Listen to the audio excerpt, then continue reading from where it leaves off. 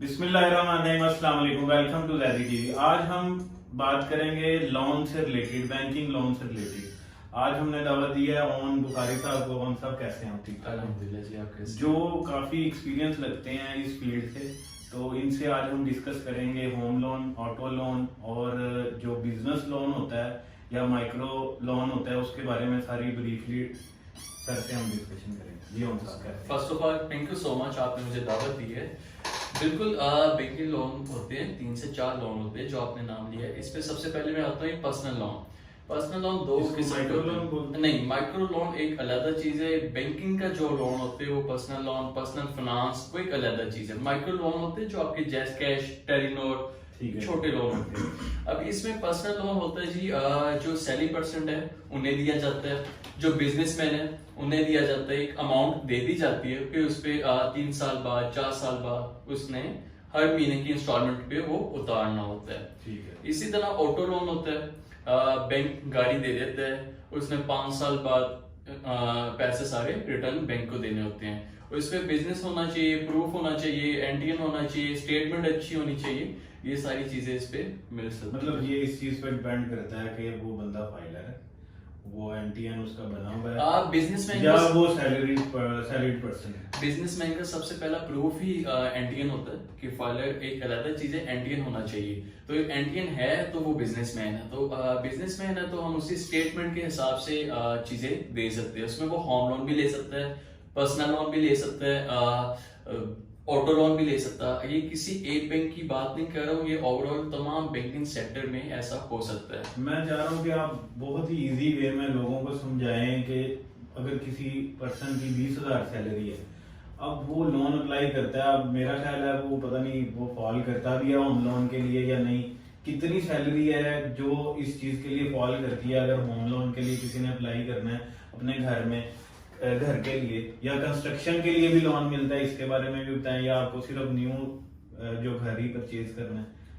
जी बिल्कुल, इसमें हर तरह का लोन मिल सकता है, लेकिन अभी कुछ हालात ऐसे पाकिस्तान के जो काइबर रेट होता है, जो स्टेट बैंक का रेट होता है, जिसे हम सूद भी बोलते हैं, वो बहुत ज्यादा है। वो 23, 22 इस महीने में पहुंचा हुआ है, जो कि आज से 6 माह पहले या साल पहले वो 7% पे का, 8% पे रहा, 9% पे रहा। टोटल लोन के ऊपर जो आपने रिटर्न देना है वो 20% नहीं, 23% वो है जो स्टेट बैंक ने लेना है। ओके। 4 से 5% वो है जो बैंकों ने लेना अपना, जो प्राइवेट बैंक जिससे भी हम बिल्कुल ऐसे ही। ये बाकी सारा एज अ सूद हम हुकूमत पाकिस्तान को, स्टेट बैंक को हमने देना ही देना है। अब इसमें ये है कि 20,000 वाले को हम लोन नहीं दे सकते, ना पर्सनल लोन दे सकते, ना ऑटो दे सकते, ना home loan. Minimum home loan के लिए 1 लाख सैलरी होनी चाहिए, फिर जाके उसे 2 या 3 मिलियन, इससे ज्यादा वो भी नहीं मिल सकता। प्राइसेस बहुत ज्यादा हो चुकी हुई है।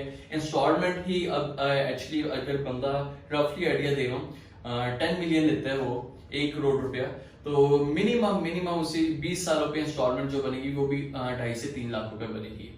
तो 1 लाख वाले का तो इतनी सैलरी वाले को एंटरटेन बैंक अब नहीं करेगा। हाँ, अगर अमाउंट छोटी है, कम पैसे चाहिए, तो वो एंटरटेन हो सकता है। 20 लाख में तो लाहौर जैसी सिटी में तो मेरा नहीं ख्याल। हाँ नहीं, बिल्कुल नहीं। तो ये मुझे तो लगता है बल्कि अपार्टमेंट भी नहीं परचेज कर नहीं, सकता। मिनिमम 5 मरले का जो अपार्टमेंट कोई अच्छी सोसाइटी में, वो भी 7 मिलियन से स्टार्ट होते हैं। तो मतलब 1 लाख वाले को बिजनेस लोन कितना मिलेगा, या फिर आप इसके बिजनेस लोन एक अलग चीज आ जाती है। बिजनेस लोन की जो भी बिजनेसमैन होता है उसकी स्टेटमेंट अच्छी होती है। ये सैलरी वाले को बिजनेस लोन नहीं मिल सकता?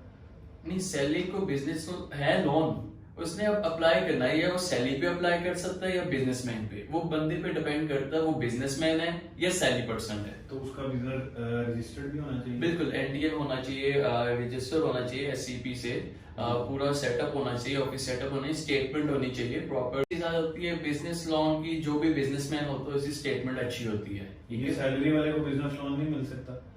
नहीं, सैलरी को बिजनेस है लोन, उसने अब अप्लाई करना है, या वो सैलरी पे अप्लाई कर सकता है या बिजनेसमैन पे, वो बंदे पे डिपेंड करता है वो बिजनेसमैन है या सैलरी पर्सन है। तो उसका बिजनेस रजिस्टर्ड भी होना चाहिए? बिल्कुल, एनटीएन होना चाहिए, रजिस्टर होना चाहिए एससीपी से, पूरा सेटअप होना चाहिए, ऑफिस सेटअप होना चाहिए, स्टेटमेंट होनी चाहिए, प्रॉपर चीजें होनी चाहिए। मिनिमम 3 साल 2 साल उसे बिजनेस को रनिंग में होना चाहिए। और ये जो उसका ऑटो लोन है, ऑटो लोन। उसके लिए सैलरी का अच्छा, ऑटो लोन के लिए अगर मैं सॉरी आपकी बात काट रहा हूँ, माफी, 35 लाख तक एक गाड़ी मैंने बाय करनी है, जैसे ऑल्टो गाड़ी है कोई ऑटोमेटिक वाली वेरिएंट जो है 30-35 लाख की, तो उसके लिए कितनी सैलरी, और उसका मुझे ये बताएं कि अगर वो 5 साल का, मुझे प्लान थोड़ा सा समझा दें कि 5 साल के प्लान पे मैंने वो ली है, और उसमें जो इंश्योरेंस होती है, जो लोग मेरा ख्याल है पसंद नहीं करते उसको, तो उसके बारे में मुझे बताइएगा कि उसको हम खत्म कर सकते हैं अगर हम चाहें कि यार वो इंश्योरेंस जो है बैंक ना दे हमें, हमारे उसके पैसे ना काटे। ठीक है, इसमें मैं ऐसे बता दूं, लाहौर में मोस्टली, मैं लाहौर में रहता हूँ, तो लाहौर के बारे में 70% जो गाड़ियां चलती है लाहौर में वो बैंक की रिलीज में दी गई है। बैंक को 70% लाहौर की बहुत ज्यादा एक किस्म का लाहौर में जो दूसरी गाड़ी है वो बैंक की फाइनेंस पे है। अब ऐसा है, कुछ पॉलिसी चेंज हुई है। अब पॉलिसी चेंज ऐसे हुई है कि पहले गाड़ी मिलती है सिर्फ 50% डाउन पेमेंट पे, सिर्फ 15% दें।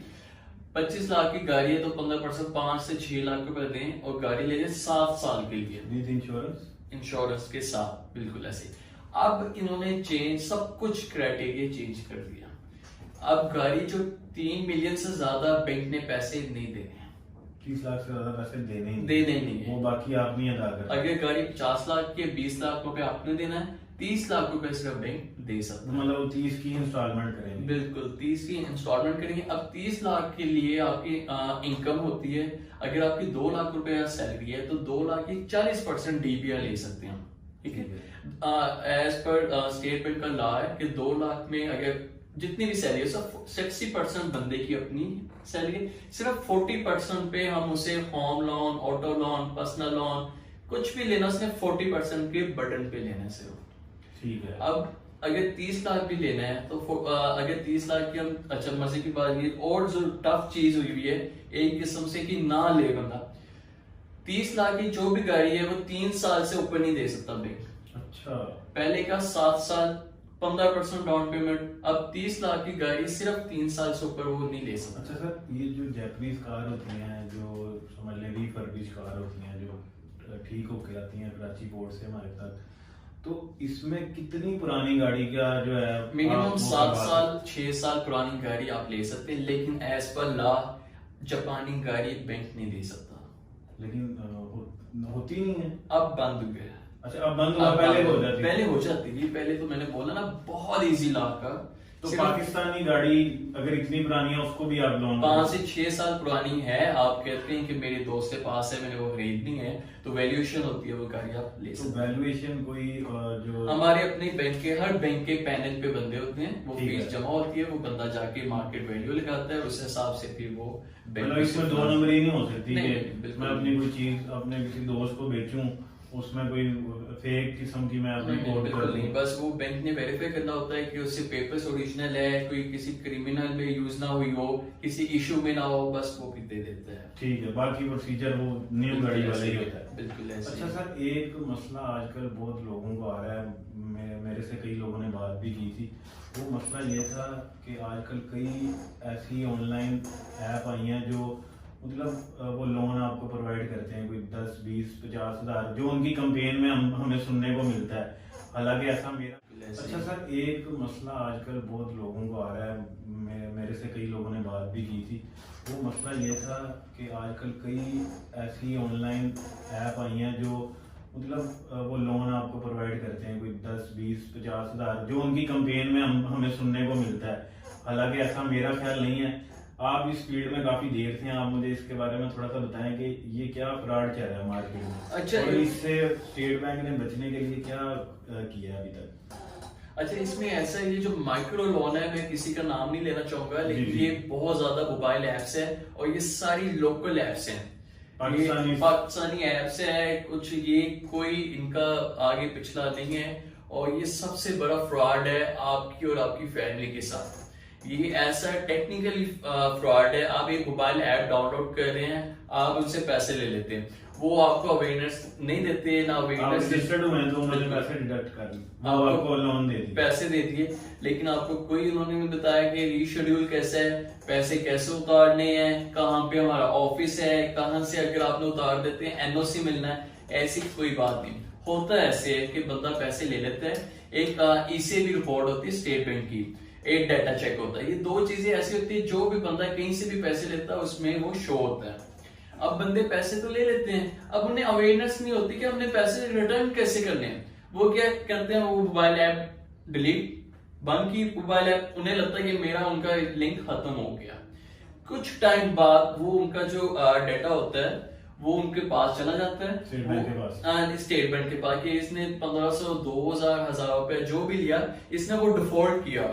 उस वजह से कोई भी बैंक उसे कुछ नहीं देता। तो सर वो उसके तो उस पर इंटरेस्ट भी बढ़ता जा रहा होगा। बिल्कुल ऐसे ही है, मेरे पास खुद ऐसे बड़े केसेस आते हैं जो कहते हैं हमने लिया 1400 रुपया है, 1500 रुपया, लेकिन रिटर्न हमने 7000, 8000, 9000 दिया है।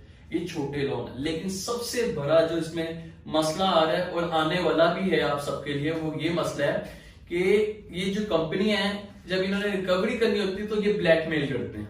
ब्लैकमेल वो ऐसे कर रहे हैं कि आपको आपका डाटा सेंड करते हैं कि आप